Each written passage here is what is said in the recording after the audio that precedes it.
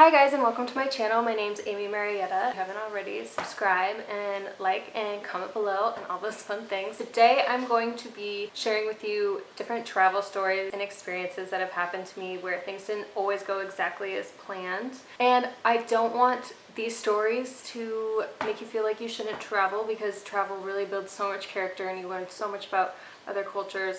You make these memories that will last forever. So if anything, this is just to teach you how to deal with certain situations, and also just to share some things that have happened to me while traveling, because it's not always perfect and I don't always share the not perfect things on Instagram because I didn't find it helpful. But these, where I help you with solutions, I think it'll be helpful. So I was in Cambodia and they have this thing, it was called dirt dogs. It was this really life-changing, I want to go do it again. So I'd never driven anything with the clutch. So they take you out into the field of cows and they're like, okay, you need to figure out how to drive it here in this open field. But there were big, ditches, not like huge ditches, but big holes in the ground. So I had to just learn. I mean, their English wasn't that great. So I learned, we do it, and then they're like, okay, you're ready for the trail. And mind you, this is just, I didn't go with a group. I just went with one guy, because Cambodia is not like the most popular tourist destination. So we get on the trail, there's a ton of leaves and they're super slippery. It's fine, I survived that part. So you're going through these crazy mountains in Cambodia, driving through the Cambodian mountain, going pretty fast on this thing I just learned how to drive. Then I took a turn way too sharp and I just ate shit, and they told us if you're falling, just let the bike go. My knee got really fucked up, it was bleeding. You have to keep going because there's no doctor anywhere within the next 10 miles. You're out there. They're not gonna send a helicopter for your ass. So anyways, that happened, but I survived and it was awesome. Moral of the story is pushing yourself to do things that you've never done before is always rewarding in the end. And that, now I know how to drive that if I'm ever in a situation where it's life or death. That basically was. I want to go back. It was so freaking fun. Another thing to note about Cambodia is they do not sell tampons. No tampons. So if you're going there, take tampons, because this story. So I was in Laos by myself. I had booked this boutique hotel because there aren't many, chain hotels in the middle of nowhere in Laos. So in Laos, in Southeast Asia, for those who don't know. So my door didn't have a lock on it. It had a hole in the thing, and online it looked fine, right? And so I didn't sleep the whole night. I was just so worried I was gonna get sold into sex slavery, because there was a guy at the end of the street who was really sketchy, and you had to go down a dark. It was, do not arrive at night in foreign countries by yourself. It's just, there was a lot of things I did wrong. All I did all night was thank God they have Wi-Fi. I just researched all the hotels in the area, and I found one, and they had locks on the door and full-on air conditioning. It was newer, and I didn't mind spending the extra money because I was I'm not gonna die in Laos. And also, mind you, Laos has lots of bombs that haven't been exploded yet, so it's a mine by their waterfalls. So that's another thing. Don't go off the beaten path. That's one place. Actually, do not go off the beaten path. Beaten path, usually, yes, all for. Here, not so much. Anyways, so yeah, they gave me that room, and then they were fully booked. They were we're sorry, we only have this suite available. So I ended up getting the suite, which honestly was scarier than the last one because it had all glass windows. It was the special one. I was shit, am I at Target now? It would have been cool if I was with someone, but I was there by myself. Ended up being cool, but I mean, I would go back there. Maybe, probably not. It was a cool experience, but I do recommend it because the waterfalls there are amazing. But you could also go to a similar type waterfall in Italy or a couple other places. But my advice for that is to do a lot of research before, and if you are traveling alone, it would have probably been safer to just stay at a hostel in that situation rather than a boutique hotel. But just do lots of research and do not show up late at night in a foreign country as a woman by yourself. Common sense. The next story is in Belize when we went on a family trip with my mom, dad, and 2 sisters. So my dad is obsessed with Belize, and I am too, but at the time it was our first. Actually, him and my mom had gone before, but it was the first time doing this route. I am now the family planner. So we land, and then we rent a car, and we're going on these roads that are like not developed yet. It's starting to get dark. We pass these guys who have like really big machine guns. I was getting really pissed. I was like, this is something that we could have taken a helicopter for. It's been 3 hours in this car. It's dark. I'm hungry. There wasn't anywhere to go to the restroom either. So that was another situation where you have to pee on the side of the road type deal. I was giving my dad a lot of shit for it and he was so angry. It was Hummingbird Highway, my mom told me. Really, really cool experience. I love Belize. It's been more developed now and you have to do the caves, which are, I forget the name of it. I wrote a whole blog post on it, which I can link below. I couldn't take photos because you get like completely wet because you're going underwater. It was so cool. I would definitely go back there. How to avoid that is do not, when you're going to a foreign country and you're renting a car, do not arrive when it's going to be late and you're going to be in the dark because they do not have lights leading the way. And you're not gonna have Wi-Fi and like you're just really screwed if you don't have Wi-Fi for directions. Another Belize story was recently when I was meeting my dad and my little sister in Belize and I was flying from Miami, they were flying from LA. And so when we got there we were like, okay, because you have to fly to the main hub and then you take a small plane to the island that we go to, Ambergris. It's like a really short flight. But again, they were waiting for me there because they didn't think I made the flight because they thought we were on the same flight and there's flights every hour and because it's just a short little, you know, hop, skip, jump. They thought that I had missed my flight. Finally, I got Wi-Fi. It ended up being resolved. But how to avoid that is have a plan before, realistically, to just avoid the whole situation. So like no matter what, you're gonna meet at the final destination and not wait for each other if it's like one of those. Because what if he waited for me the whole day and then I was already there? I ended up working out because I rented a golf cart and it was super fun to drive all around the island and I would definitely do it again. So I can't wait to go back there. They're building a lot of new hotels, which is really exciting. You can swim with sharks. That was really fun. Nothing bad happened with the sharks. That's it for Belize. One other story that I'm not going to name names, obviously, because I was on a trip with another person. Then she realized that she had gotten pregnant from Miranda and we had to find an abortion clinic in Thailand. And there was one. It's called Cabbages and Condoms.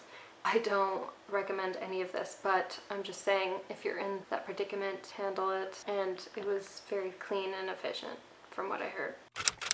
So recently, last year, we were in Bali and I changed our flights because we extended our stay because it's Bali. Duh. We were supposed to be flying out at midnight and so we get there and they're like, oh no, you missed your flight. It was last night. And that was just a really stupid mistake that I made. Duh. I got confused with the date and it being midnight, but really it was the night before because once it hits midnight, it's the next day. So that was just like super, I can't believe I did that. And it was expensive to change and I just don't recommend being an idiot. Duh. I was supposed to be working with this hotel. It was the Rio. I had never been to one before. I did some research, but then we got there and it was nothing like what it seemed like online. It was so bad. We couldn't even spend one night there. We didn't spend a night there, right, babe? We spent one night there. Oh, we spent one night there. I think I almost cried or I did cry. Joe booked the cliff and it was a million times better. It was like was it a 5-star? It was luxurious. One guy we met there was like basically not that many people there, but one guy, he said he spends like 6 months out of the year every year there. It was that magical. So basically my solution to that is just do a lot of research on the hotel before, read a lot of reviews, try and find videos because videos are always a little bit more honest than filtered photos. And I don't really recommend all-inclusive places. It attracts a certain type of crowd. What else would you say about that place, babe? Were you? Yeah. Trash. The beach really sucked. It was just like not what I imagined Jamaica as at all. I know a better word. What? Dusty. Dustachi. It was dustachi. Dusty. I don't give them Dustachi. They don't even get dustachi. It was just dusty. And the service was bad, obviously. But I do highly recommend the Cliff and the Rock House. Both of those were amazing. They're Negril. We should go back there. Yeah. One of the happiest trips ever for sure. Another time where I really messed up on hotels. I've messed up on hotels 3 times. So the first one was because it was going to be like a work thing. I was going to be working with them, whatever. Canceled that. I told them I couldn't do it. The next one was in Italy when I thought it would be cool to stay in a cave.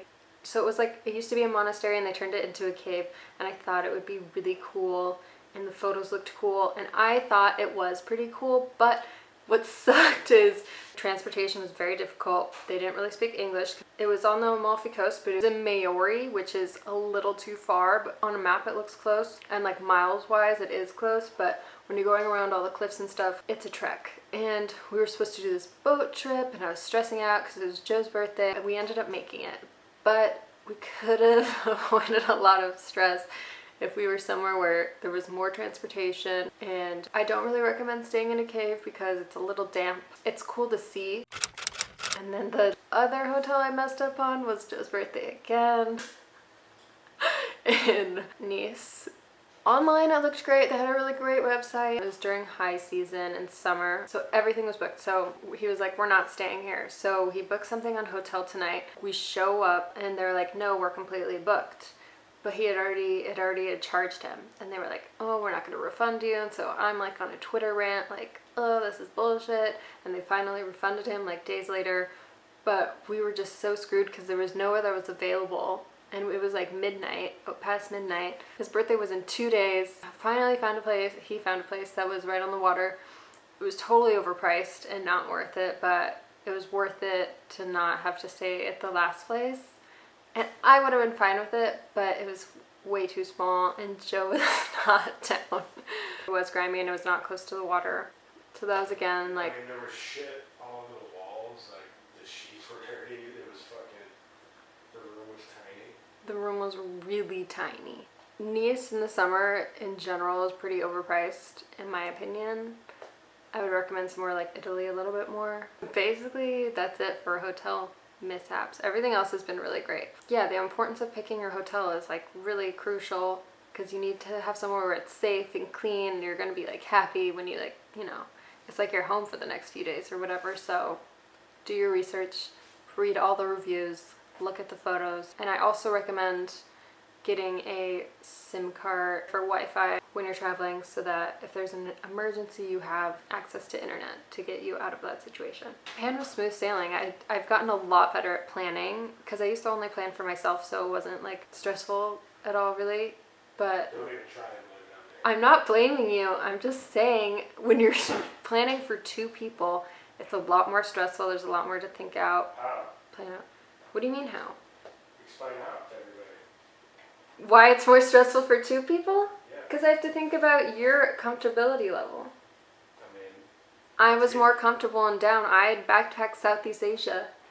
Okay, stop trying to act hard. I stayed in 2 hostels. Ooh, luxury hostels you told me about. One was not luxury. A mishap that happened in Paris was nothing major, but I'm basically vegan, I'm vegan-ish. So we were going to a vegan restaurant once we got there, and we were like, hi, just 2, how long is the wait? And there was like 2 people in there, and as soon as they heard our American accent, they were like, no, we're completely booked. And we were just like, oh. And I get it, there's a lot going on with the French and Americans, but I'm just a vegan trying to get food, and I thought the vegans would be friendly and like more peaceful if anything. Joe didn't even care. I went to China when I was 15 on a missions trip with my school. I went to a Christian school in Westlake, Oaks Christian. Sorry, you guys get mad about this, but we drank with locals in the hotel. And we were like taking shots, and we bought alcohol because it was so cheap, and you could buy like, literally a huge thing of vodka this big for like nothing, and we hid it in our rooms, and we were just being kids, you know. It was balanced. We were doing that, but then we were also teaching English in schools. We did all these presentations, we showed them our families, we prepared for this trip, right? I'm sorry, Mr. Lee. So he like came down the hallway and he was yelling at us, very angry, and these are like really Christian people, so they're usually very calm, you know, but they were very disappointed. And my softball coach was just like, Amy, take care of this. I felt like he was like, pretty much on our side. He was like very understanding. Whereas the dean of our school, they were not super thrilled because it ended up making the newspaper. But like we were 15. So then we're on the trip and that happens, and then we all get like locked down in our room, and they wouldn't let us go teach the next day, and they wouldn't let us shop. I called my parents and told them. They weren't that mad because like we paid to go on this trip. I didn't do anything that was mean. I mean, I left. There's always the solution. One more story that happened in Dubai last year. So it's important to note that before you go, you look at all the laws of every country. So in Dubai, it's not a law, but it's looked down upon. They've been getting more lenient, but it's looked down upon if you are a couple staying in a hotel room and you're not married. We were working with the hotel and it was fine, and they're getting a lot more lenient in the more modern hotels. But that's just something to note beforehand, like make sure before going so that you don't get there and you have to get 2 rooms. That's it. But Dubai was really cool. The technology there is awesome. Also, drinking alcohol used to be really illegal there, but now that's also more lenient. And you just can't be drunk in public, but you can drink at hotels and a few lounges and stuff like that. But they're definitely becoming more of a modern country because tourism is a big moneymaker for them as well. So that's all for my travel stories for now. I hope you all travel more and get out of your comfort zone. Go experience more cultures.